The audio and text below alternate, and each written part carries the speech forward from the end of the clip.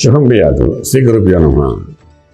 మేషరాశి వారికి మార్చి 1వ తారీఖు నుండి 15వ తారీఖు వరకు ఏ విధంగా ఉంటున్న విషయాన్ని ఇప్పుడు మనం విశేషంగా తెలుసుకోవడం ప్రయత్నం చేద్దాం.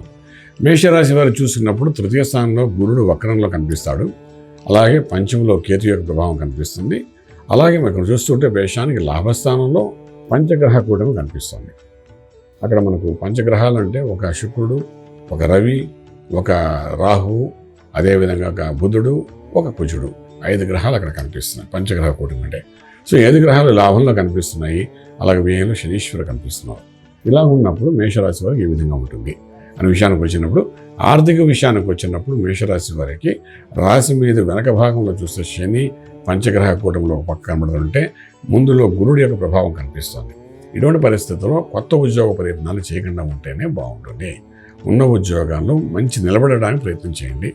ఎందుకంటే మీకు ఏదో రకమైన ఒక నష్టాన్ని జరగడానికి 12 శనీశ్వరుడు కూర్చుంటాడు కాబట్టి చేసే పనిని కాంక్రీట్గా, కన్విన్స్గా, అవతల మేనేజ్మెంట్కి అనుకూలంగా ఉండేటట్టుగా, మీకు నచ్చినా నచ్చకపోయినా పని అవతల మేనేజ్మెంట్కి నచ్చినట్టుగా చేయండి. దీని మూలాన ఏమవుతుందంటే మేనేజ్మెంట్ అప్రిషియేషన్ పొందుతారు. దానివల్ల అంటే మీకు ఉద్యోగం నిలబడుతుంది. అంతేదాన్ని వేరే కొత్త ఉద్యోగ ప్రయత్నాలు మాత్రం చేసుకోకండి. అలాగే వ్యాపారంలో కూడా వ్యాపారం చేసే వాటిలో ఇబ్బందులు ఎదురవుతుంది.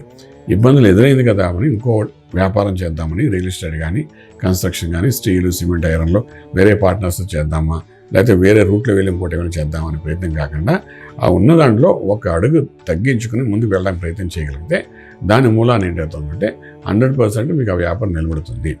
అంచేత ఒక్కొక్కసారి ఆర్గ్యుమెంట్ అయినప్పటికీ కూడా ఆ రియల్ ఎస్టేట్ అనుకోండి ఏదైనా ఆర్గ్యుమెంట్ అయినప్పటికీ కూడా కొంచెం తగ్గి ఒక 4 రోజులు ఉండడంలోని తప్పు లేదనుకుంటూ ఆ విధంగా చేసుకుంటూ వెళ్తే ముందు ముందు అదే వ్యాపారం 10 రెట్లు పెరుగుతుందన్నమాట.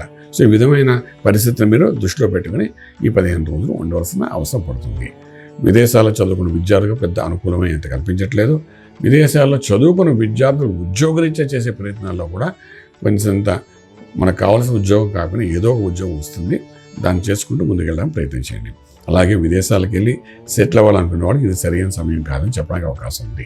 అలాగే ఇంపోర్ట్ ఎక్స్పోర్ట్ వ్యాపారాలు న్యూట్రల్గా ఉంటాయి. శుభవార్తలు వింటారు, శుభమైన కార్యక్రమాల్లో పాల్గొంటారు. అలాగే భూమి పూజ, శంకుస్థాపన, ఉపనయన సంస్కారాలు ఇటువంటి కార్యక్రమాల్లో పాల్గొంటారు. చాలా దూర బంధువుల నుండి ఒక శుభవార్త కూడా మీరు వినే అవకాశం ఉంటుంది.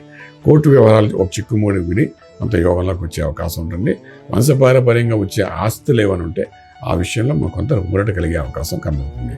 ఇది ఇలా ఉంటుంటే ఆరోగ్యమే మహాభాగ్యం ఉంటాం కాబట్టి ఆరోగ్య విషయంలో తీసుకోవాల్సిన జాగ్రత్తలు అంటే ప్రత్యేకించి విశేషంగా ఏమీ లేదు కాబట్టి ఇక్కడ సుబ్రహ్మణ్య స్వామిని విశేషంగా ఆరాధన చేయడం ప్రయత్నించండి.